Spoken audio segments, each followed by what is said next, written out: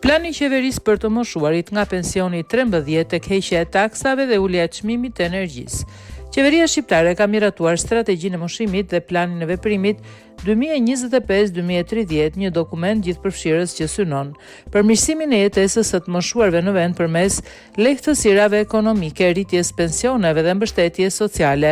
Sipas planit publikuar, të moshuarit pritet përfitojnë një pension të 13, ndërsa pensioni mesatar në qytet do të rritet nga 18 presje 341 lek aktualisht në mbi 27 presje 511 lek deri në vitin 2030.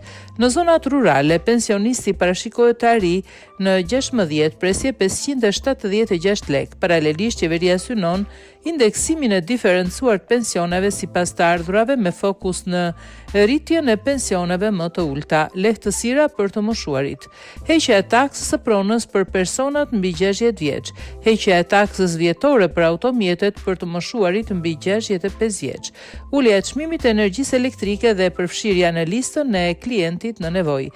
Karta e pensionistit do të lëshohet nga të gjitha bashkitë duke siguruar përfitime si transport falas publik, lehtësira në strehim dhe shërbime publike, rishikimi i listës së barnave të rimbulsueshme në favor të moshuarve me sëmundje kronike si diabet, Alzheimer, Parkinson apo probleme të shëndetit mendor.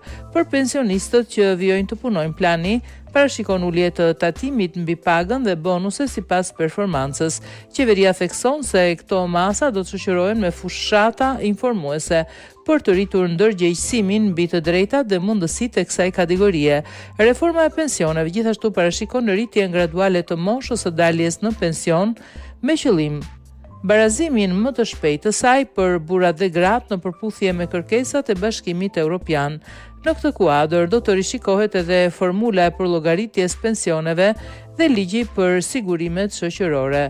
Plani përfshin gjithashtu përjashtimin nga taksa e pronës për pensionistët me pension social ose minimal, fondi i kontingjencës për mbrojtjen e të moshuarve në rast të krizash, bonusi që rast për të moshuarit pas 3, mbështetje për të vetmuarit me humbje të autonomisë.